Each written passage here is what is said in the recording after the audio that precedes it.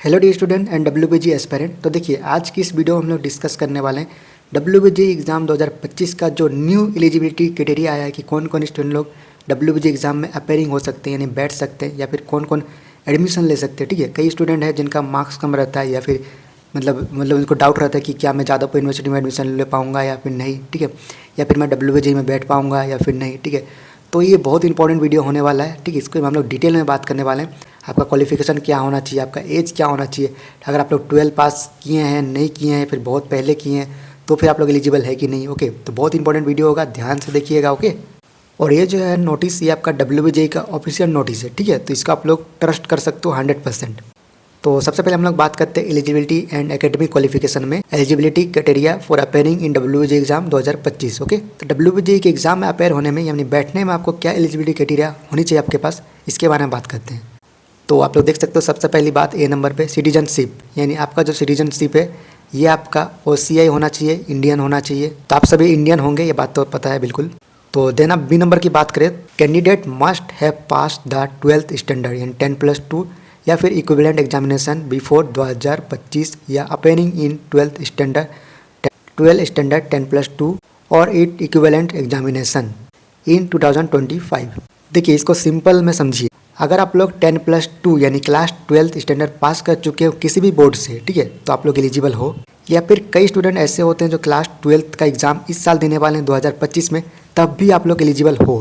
तो आप लोग अपेयरिंग में आओगे बट आप लोग एलिजिबल हो। ओके, तो आप लोग पास किए हो 10+2 कभी भी, तब भी आप लोग एलिजिबल हो, या फिर आप लोग पास करने वाले 2025 में तब भी एलिजिबल हो। ओके, तो बहुत सारे स्टूडेंट को यहीं पे डाउट रहता है कि मैंने 2023 में पास किया था, 22 में पास किया था या फिर 20 में पास किया तो क्या मैं एलिजिबल हूँ या नहीं। तो देखिए यहाँ पे साफ साफ लिखा है आपका 12 पास होना चाहिए। ठीक है, यहाँ पे ये नहीं लिखा है कि किस ईयर में पास होना चाहिए। देन सी नंबर में आप लोग देखिएगा एज रजिस्ट्रेशन लिखा हुआ है, तो आपका जो लोएस्ट एज है ये आपका 17 ईयर होना चाहिए 31st of December 2025 and a candidate should have been born on before 31st December 2008।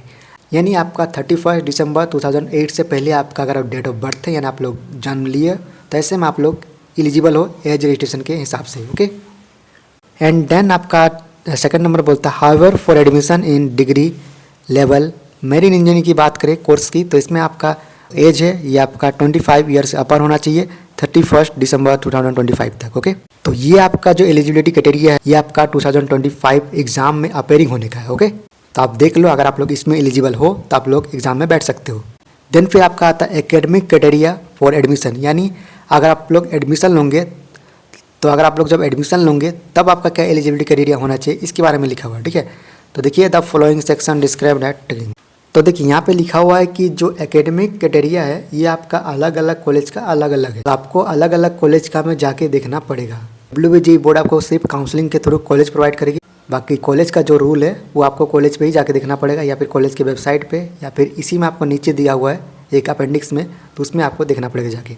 बाकी 3.2.1 में जनरल क्राइटेरिया दिया हुआ है for admission in engineering technology course as पर AICTC क्राइटेरिया। ओके, तो ये आपका जनरल एलिजिबिलिटी क्राइटेरिया है जो आपका इंजीनियरिंग एंड टेक्नोलॉजी कोर्स में एडमिशन लेने का, जो आप यहाँ पे देख सकते हो।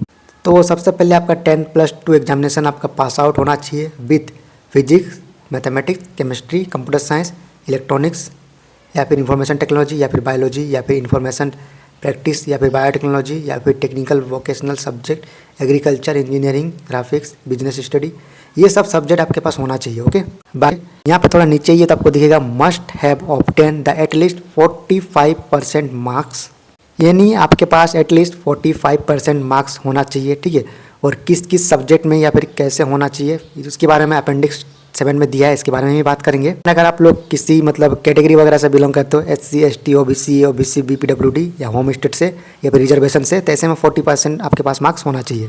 तो अगर आप लोग अपेंडिक्स 7 में आओगे तो आपको दिख जाएगा कि आप जिस भी ब्रांच में एडमिशन लेना चाहते हो तो उस ब्रांच के लिए आपका कौन कौन सा सब्जेक्ट होना चाहिए। बहुत सारे स्टूडेंट ऐसे होते हैं जिनको डाउट रहता है कि मेरा फिजिक्स था, मेरा मैथमेटिक्स था, मेरा कंप्यूटर साइंस था या फिर मेरा मैथमेटिक्स नहीं था, ये था वो था। तो यहाँ पे आप लोग आके देख सकते हो कि आप लोग मतलब अगर आपको इस टाइप का सब्जेक्ट है तो आप लोग इस सब ब्रांच में एडमिशन ले सकते हो। एग्जाम्पल के लिए जैसे आपका केमिकल इंजीनियरिंग की बात करें तो केमिकल इंजीनियरिंग में आपको फिजिक्स, केमिस्ट्री एंड मैथमेटिक्स होना चाहिए। एंड इलेक्ट्रिकल इंजीनियरिंग की बात करें तो आपका फिजिक्स एंड मैथमेटिक्स होना चाहिए। ठीक है, केमिस्ट्री नहीं होना चाहिए। फूड इंजीनियरिंग की बात करें आपका सिर्फ केमिस्ट्री है तब भी चल जाएगा। ओके, लेटर टेक्नोलॉजी की बात करें केमिस्ट्री है तब भी चल जाएगा। माइनिंग की बात करें तो फिजिक्स केमिस्ट्री मैथ तीनों होना चाहिए।